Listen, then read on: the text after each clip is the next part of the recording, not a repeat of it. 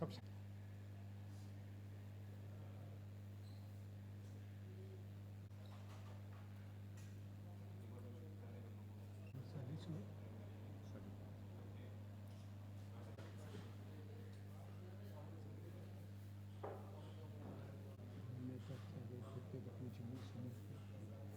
पत्रकार बंधुओं को नमस्कार।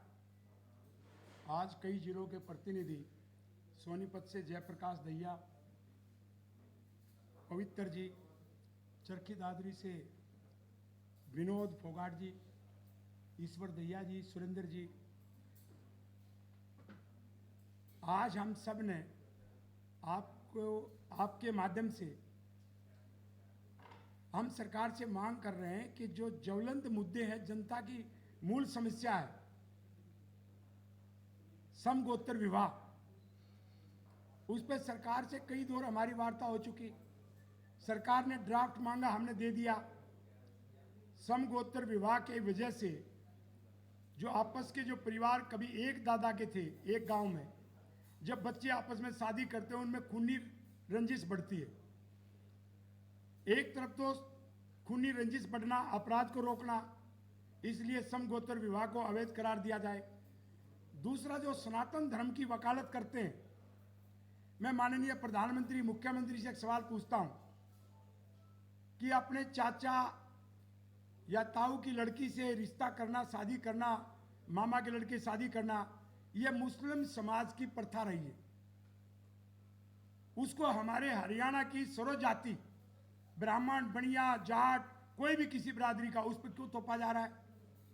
इसलिए हिंदू मैरिज एक्ट में यह संशोधन हो और समगोत्र विवाह को अवैध करार दिया जाए। हम सनातनी हैं, हमें मुसलमान प्रथा पर जबरन न भेजा जाए, ये हमारा कहना है। दूसरा, जाट आरक्षण और जाट के साथ बिश्नोई, रोड, मूला जाट, सिख जाट, त्यागी समाज, ये जो 6 जातियां हैं, ये कृषक जातियां हैं, इनको ओबीसी में शामिल किया जाए। जो अलग से आरक्षण दिया गया पहले की दोनों सरकारों ने, सबको मालूम है कि सुप्रीम कोर्ट की जजमेंट है कि 50% आरक्षण से ज्यादा वो नहीं दिया जा सकता। तो ओबीसी में हमारा कैसे हक बनता है, पहली बार हम देश के सामने तथ्य रखना चाहते हैं। जो मंडल कमीशन रिपोर्ट बना, जिसके आधार पर ओबीसी को आरक्षण मिला, उस रिपोर्ट में है, अंक दिए गए थे, कितनी दूरी से गांव में पुराने समय पानी लेके आते थे, तो उन चीजों पे शिक्षा का जो अंक थे वो हमारे औरों से अंक ज्यादा है। लेकिन मंडल कमीशन में सिफारिश तो की गई, ये कहकर के काट दिया कि जाट समाज ने खुद लिखित में कहा है कि हम ओबीसी में शामिल नहीं होना चाहते। वो किसने कहा? वो आज तक पूरे देश में हम ढूंढते फिर रहे हैं, सारा जाट समाज, वो आज तक कोई नहीं मिला। वो हमारे खिलाफ एक षड्यंत्र था। चलो एक मिनट के लिए मान लो किसी एक ने कहा भी था, तो आज जब समाज कह रहा है कि हमारे दूसरे जातियों के समकक्ष अंक है मंडल कमीशन में, तो हमें ओबीसी में आरक्षण दिया जाए। और उसी रिपोर्ट के आधार पर जब राजस्थान, दिल्ली और उत्तर प्रदेश के जाट को ओबीसी में शामिल कर लिया गया, तो हरियाणा का जाट क्या पाकिस्तान का जाट है? और इसमें अभी जो मराठा आंदोलन चल रहा है, तो मराठा आंदोलन में इस आधार पर सरकार ने उनकी बात स्वीकार करने का आश्वासन दिया कि कर्नाटक में मराठों को कुणबी के नाम से आरक्षण मिल गया। उन्होंने कहा कि पुराने समय में ये समाज इकट्ठा था, ये राज्य की बाउंड्री बाद में बनी, वही हमारा दिल्ली और हरियाणा का है। आज़ादी से पहले संयुक्त पंजाब, जिसकी लाहौर में राजधानी थी, आज़ादी से पहले जो जनगणना थी, उस जनगणना में दिल्ली जिनको आरक्षण मिला वो पुराने पंजाब का हिस्सा है। हमारी आपस में रिश्तेदारी है, एक गोत्र, नाच, सब कुछ है। जैसे हमारी दलाल खाप के गांव वो दिल्ली में ही पड़ते हो, हरियाणा में पड़ते, एक गोत्र है। ऐसे ही दूसरी बिरादरियां हैं। जब दिल्ली के जाट को उस पुरानी जनगणना के आधार पर आरक्षण दिया गया, तो हम भी उसी जनगणना का हिस्सा है। तो जो पाकिस्तान में हमारे भाई जो हमारी बिरादरियों के रह गए, आप उनसे हमारी तुलना क्यों कर रहे हैं? तो इसलिए हम हर तरह से समकक्ष है। और अनुच्छेद 14 संविधान का कहता है कि समानता का अधिकार, ये समानता के अधिकार का हनन है कि एक विशेष जाति को 3 राज्य में आरक्षण मिले और उसको हरियाणा में नहीं मिले, और उसी विशेष जाति का एक आंकड़े पर दिल्ली को आरक्षण मिले और हरियाणा को नहीं मिले। इसलिए हमारा पुख्ता आधार बनता है, कानूनी रूप से हमारा अधिकार बनता है, और मैं एक अधिवक्ता होने के नाते भी इस बात को उठा रहा हूं कि ओबीसी में इन 6 जातियों को जाट सहित शामिल किया जाए। 2016 के आंदोलन में मुकदमे दर्ज हुए, पूरे देश में जब भी आंदोलन के मुकदमे दर्ज हुए या भी बॉर्डर पे जो आंदोलन था तो सरकारों ने सब वापस लिए। पहली बार एक समाज के साथ भेदभाव क्यों हो रहा है? 4000 से ज्यादा बच्चे फंसे हुए हैं। अभी 15 दिन पहले हरियाणा सरकार हाई कोर्ट में गई और हाई कोर्ट में ढंग से पैरवी नहीं की, और हाई कोर्ट ने कहा कोई मुकदमा वापस नहीं होगा। न तो सरकार सुप्रीम कोर्ट में गई और न सरकार ने यहां पर अपनी तैयारी करके ढंग से उसकी पैरवी की। तो एक समाज को कुचलने का काम क्यों हो रहा है? ये जाट और गैर जाट के नाम पर राजनीति क्यों हो रही है? इसलिए हमने सर्वजातीय संसद को बुलाया, सभी जातियों को, कि आज तक समाज इकट्ठा रहा। विशेष तौर पे जाट समाज की मैं बात करूं, उसका हुक्का पानी बैकवर्ड के साथ इकट्ठा पीते हैं, और हम दलित के साथ शुरू से बैठ के हम रोटी खाते हैं। हमने कभी जाति को बढ़ावा नहीं दिया। तो जात पात के नाम पर बांटना ठीक नहीं। जिसका भी आरक्षण बनता है उनको दे, और भी किसी जाति का बनता, हमें विरोध नहीं है, हमें हमारा हक चाहिए। एक तीसरा मुद्दा है, उसमें भी भेदभाव। भारत रत्न का अवार्ड सबसे सर्वश्रेष्ठ अवार्ड है अपने देश का। उसमें क्या हो रहा है? कर्पूरी ठाकुर जी को जो बिहार के मुख्यमंत्री थे अवार्ड मिला, अच्छी बात है, बधाई। लेकिन उनके नेता थे चौधरी चरण सिंह, वो देश का प्रधानमंत्री रहा, पहला किसान प्रधानमंत्री बना। चौधरी चरण सिंह को भारत रत्न का अवार्ड क्यों नहीं? आज दे दिया, चलो अभी अभी दे दिया, तो हम धन्यवाद करते हैं कि हमारी एक मांग को पूरा किया। जो हम पिछले 1 साल से इस बात को लेकर केएमपी मांडोटी पर धरना दे रहे थे और कह रहे थे कि चौधरी चरण सिंह को भारत रत्न का अवार्ड दिया जाए, और वो हमारा संगठन ही उस बात को उठा रहा था बार बार, जो मीडिया में आप देखेंगे। तो मैं प्रधानमंत्री का धन्यवाद देता हूं, लेकिन ताऊ देवीलाल को तो अभी नहीं दिया। जब उप प्रधानमंत्री लाल कृष्ण आडवाणी को, जो प्रधानमंत्री थे, अवार्ड मिला, बधाई हो। एक संघर्षशील, एक अच्छे नेता है, जिन्होंने भ्रष्टाचार के मामले में जब तक क्लीन चिट नहीं मिली उन्होंने कोई पद ग्रहण नहीं किया, मैं सम्मान करता हूं। लेकिन हमारे जो हरियाणा के उप प्रधानमंत्री बने ताऊ देवीलाल, यदि राम मंदिर के लिए आंदोलन के लिए भूमिका राम जेठमलानी की है, तो बुढ़ापा पेंशन सबसे पहले हरियाणा में देने वाला ताऊ देवीलाल है, और पूरे देश में आज बुढ़ापा पेंशन है। तो बुढ़ापा पेंशन का जो देवता है वो ताऊ देवीलाल है। तो बुढ़ापा पेंशन के देवता को, बुढ़ापे के सारे का जो प्रतीक है ताऊ देवीलाल को, वो भी प्रधानमंत्री है, उसको भारत रत्न का अवार्ड क्यों नहीं? ये भी हमारी मांग है।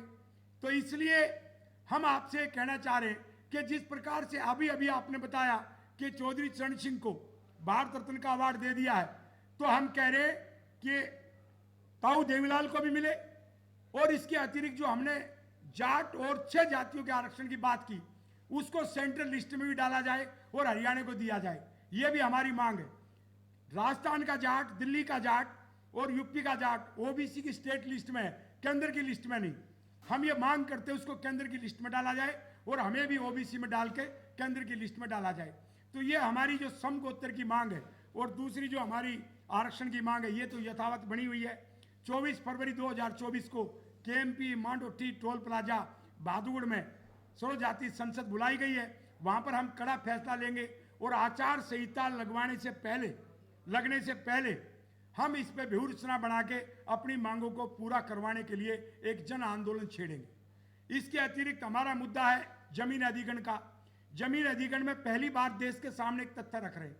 2013 का जो कानून था वो किसान के हक में बना। उसके 4 बिंदु थे: बाजार मूल्य, 4 गुना मुआवजा, नौकरी, जो भूमिहीन था, जो वहां मजदूरी करता उसको भी नौकरी। लेकिन 2014 31 दिसंबर 2014 को मोदी जी ने प्रधानमंत्री बनने के 6 महीने के बाद उसमें एक ऑर्डिनेंस लाया और बदलाव करना चाहा। 3 बार अध्यादेश आया, 3 बार संसद में बिल आया। आप देख लीजिए, नेट पे सब पड़ा है। तीनों बार संसद ने उसको पास नहीं किया। उसमें था कि बाजार मूल्य नहीं, डीसी रेट और 2-2 किलोमीटर की पट्टी सभी राष्ट्रीय राजमार्ग पे और सभी रेल मार्ग के दोनों तरफ 2-2 किलोमीटर की पट्टी ली जाएगी। लेकिन जब हमारे किसान बॉर्डर पर बैठे थे तो प्रधानमंत्री जी ने देखा कि इनका ध्यान तो इधर बटा हुआ है, और ये तो सिर्फ जो हमारा एक आंदोलन था जिसमें मुख्य रूप से किस प्रकार से किराए पे हम अपनी जमीन को दे, पट्टे पे जमीन को दे, बाध्य पे जमीन को दे, रेंट पे दे, उस मामले का था। जब जमीन नहीं रहेगी तो हम कैसे बाध्य पे देंगे? तो उसमें प्रधानमंत्री जी ने क्या किया कि जो देश की संसद ने रिजेक्ट कर दिया 2014 में, जब बॉर्डर पे बैठे थे किसान, विश्वासघात हुआ इस हरियाणा के साथ, और यहाँ हरियाणा विधानसभा में वो का वो बिना संशोधन के वो का वो बिल हरियाणा विधानसभा में पास हो गया, राज्यपाल के दस्तक हो गए और एक कानून बन गया। अब हरियाणा में जो रोड जा रहे हैं 754 के, अब कैसी दुबात हो रही है, अमृतसर से जामनगर जा रहा है गुजरात में। अब ये कानून राजस्थान में नहीं है, वहाँ जमीन का अधिग्रहण नहीं होगा, पंजाब में नहीं है, लेकिन एक जो 39 किलोमीटर डबवाड़ी से और चोटड़ा गांव तक पड़ता है, वहां का जमीन अधिग्रहण 4 किलोमीटर होगा। अमृतसर कटरा एक्सप्रेस वे कटरा तक जा रहा है, जब वो हरियाणा से जाएगा तो 4 किलोमीटर की पट्टी का जमीन अधिग्रहण होगा, पंजाब में नहीं होगा। ऐसे ही केएमपी पर। तो क्या हरियाणा के साथ इतना बड़ा विश्वासघात किसी सरकार को शोभा नहीं देता? मैं माननीय प्रधानमंत्री और मुख्यमंत्री से मांग करता हूं कि इस भेदभाव को दूर किया जाए। उस 2013 का कानून में जो संशोधन किया और संसद में असफल होने के बाद किया, उसमें पूर्ण संशोधन हो और नौकरी का प्रावधान हो, 4 गुना मुआवजा मिले, बाजार मूल्य से मिले, ये हमारी मांग है। तो हमारी जो 9 मांगे हैं वो सारी की सारी जनता से, आम जनता से जुड़ी हुई है। जमीन के मालिक अकेला कोई जाट नहीं है, कोई अकेला ब्राह्मण नहीं है, 36 बिरादरी है। 36 बिरादरी के साथ ये धोखा हो रहा है हरियाणा में। हम इस धोखे को मिटाना चाहते हैं, इसलिए सर्वजातीय जनता संसद हमने बुलाई है। तो मुख्य रूप से जो हमारे बिंदु थे वो हमने आपके सामने रखे। आपने कोई प्रश्न पूछना हो तो आप पूछ सकते हैं।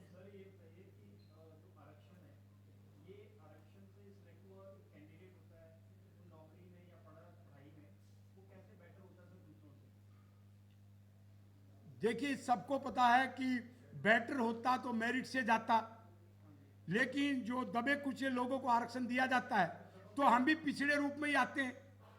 तो हम तो पिछड़े के आधार पर वो मांग रहे हैं। आप जब तक देश में आरक्षण है, और आरक्षण में कोई भेदभाव तो नहीं होना चाहिए, क्योंकि हम ओबीसी के लायक है, जो हमने आपको बताया, इसलिए हम ओबीसी में अपना हिस्सा मांग रहे हैं।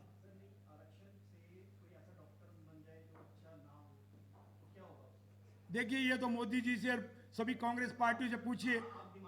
भाई, हमारी डिमांड तो ये है, जब इस देश में आरक्षण व्यवस्था है तो हमें अपना आरक्षण मिले।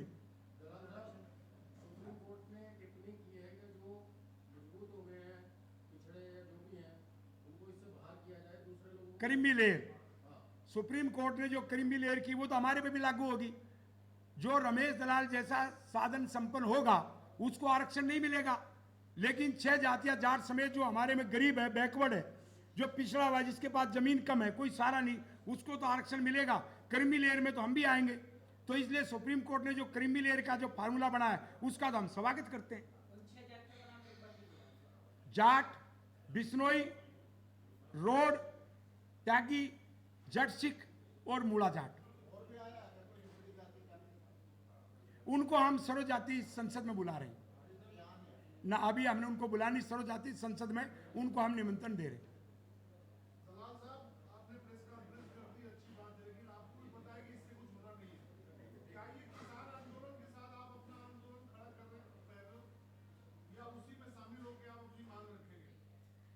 जब उनके हमारे बीच में कोई सहमति बन जाएगी तो संयुक्त रूप से हो सकता है।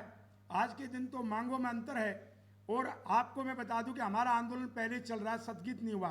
केएमपी मांडोठी पर और भी ट्रेल को लेके, समगोत्र को लेके हमारा आंदोलन पहले से चल रहा था, और हम इनको दे करके गए सरकार को, और सरकार ने खुल्लर साहब के उसमें कमेटी बनाई और हमने ड्राफ्ट भी दिया।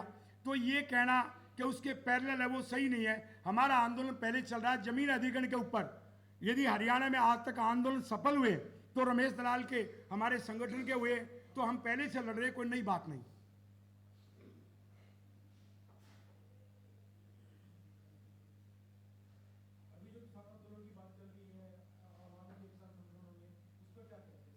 उस पर सबसे पहले मेरी एक उनको सलाह है कि पहले संयुक्त किसान मोर्चा में 500 संगठन थे, अभी 200 हैं, उन सबको एकजुट होना चाहिए। और वो हमारे को भी निमंत्रण देंगे, वार्ता करेंगे और हमारे मुद्दों को भी शामिल करेंगे और उनके भी जो कुछ मुद्दे हमारे कॉमन भी हैं, तो तब हम जाके फैसला लेंगे। आज के दिन वो अलग अलग संगठन है, सबको अधिकार है, वो अपना कर रहे हैं, हम अपना कर रहे हैं।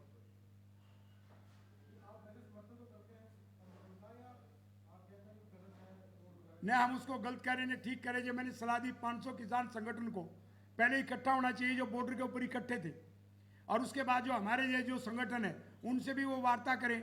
जो जमीन अधिग्रहण का मुद्दा उन्होंने कभी नहीं उठाया, तो हम चाहते हैं किसान का कर्ज माफ हो, हमारा भी मुद्दा है। लेकिन जमीन अधिग्रहण का मुद्दा वहां जब किसान बॉर्डर पर बैठे थे उस समय हरियाणा विधानसभा में पास हुआ, तो हरियाणा के साथ तो नाइंसाफी हुई ना। कोई विपक्ष का नेता नहीं बोला। जब संसद नहीं चली, यही कांग्रेस, उसने संसद को नहीं चलने दिया 2015 में। 2014 के बाद 3 बार 2015 में बिल आए, तो वो हरियाणा विधानसभा में कैसे पास हुआ? बहू का बहू, डिक्टो कॉपी। तो ये संदेह पैदा करते हैं कि किस प्रकार से हरियाणा के लोगों के साथ विश्वासघात हुआ।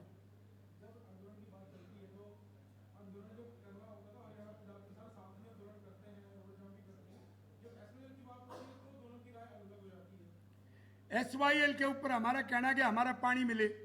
अब पंजाब के लोग ये कहते हैं हमारे पास पानी नहीं है, तो हम ये कह रहे हैं पहले हमारी जो नहर जो आपने पैसे लेकर के आट दी, उस नहर को तो दोबारा खोदकर हमें दो। और उसका फैसला सुप्रीम कोर्ट ने जब कर दिया है, और दोबारा आपको कोई बात है सुप्रीम कोर्ट में जाओ कि कितना पानी मिलेगा।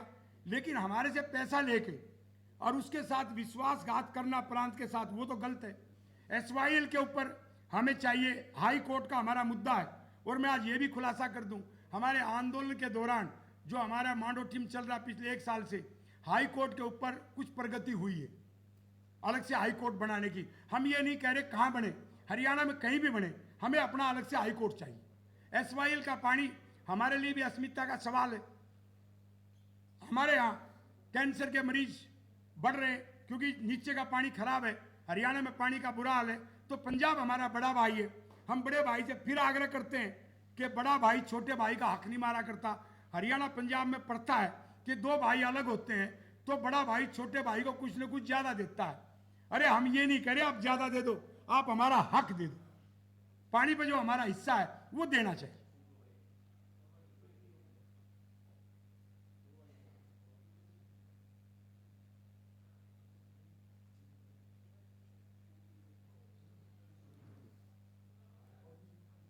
और किसी ने पूछना हो नहीं तो समापन करें और सब लंच करें यहाँ पर हम इकट्ठे।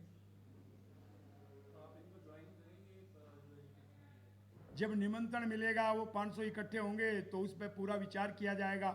हम किसानों की मांग के हमेशा समर्थन में रहे हैं। हमने आज तक कभी किसी किसान संगठन के खिलाफ कभी बोला नहीं, बोलने जा रहे। वो अपना काम कर रहे हैं, हम अपना कर रहे हैं। जब उनका प्रस्ताव आएगा तब हम विचार करेंगे।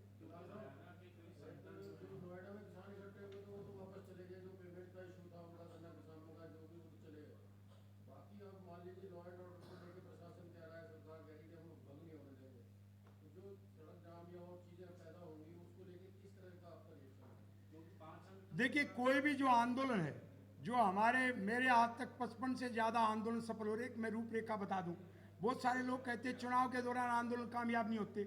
अभी भी कुछ कहेगा, अभी तो आचार संहिता लगेगी नहीं। 2019 के लोकसभा चुनाव के बाद आंकड़े उठा लीजिए, फसल जल गई हरियाणा में सबसे ज़्यादा।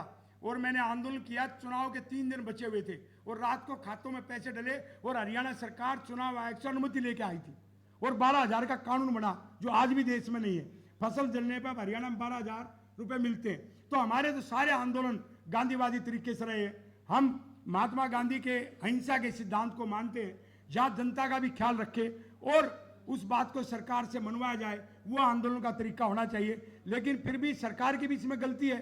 उनकी उचित मांग पे कोई कमेटी बना के फैसला करे ना, तो हिंसा कहीं होती है और जनता का असुविधा होती है, तो उसमें अकेले किसान संगठनों को दोष क्यों देना? उसको सरकार क्यों नहीं ढंग से उसको निपटा पाती? तो कहीं ना कहीं सरकार का भी दोष होता है।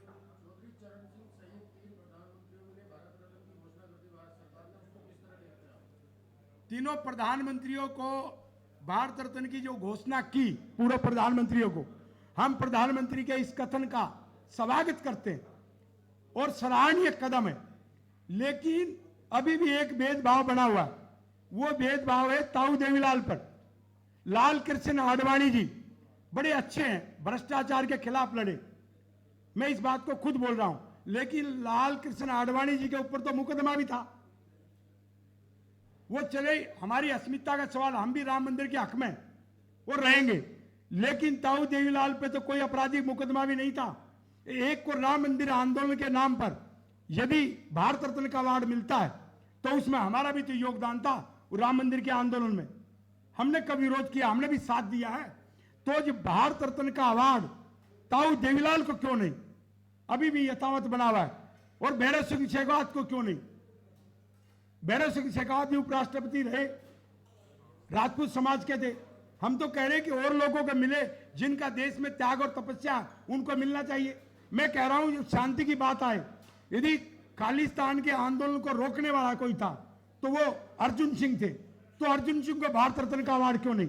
जो मुख्यमंत्री भी रहे, केंद्र में मंत्री भी रहे, और जो पंजाब में, जब पंजाब जल रहा था तो उसमें समझौता करवा के एक शांति बहाल करने का काम किया। तो ऐसे लोगों को तो विदेशी जो दुनिया के बड़े अवार्ड है वो भी मिलते हैं।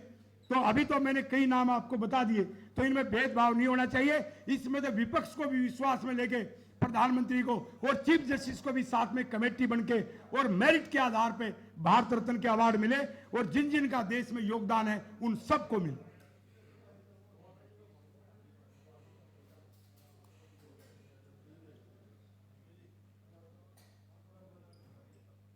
अच्छा दोस्तों, आइए लंच करते हैं।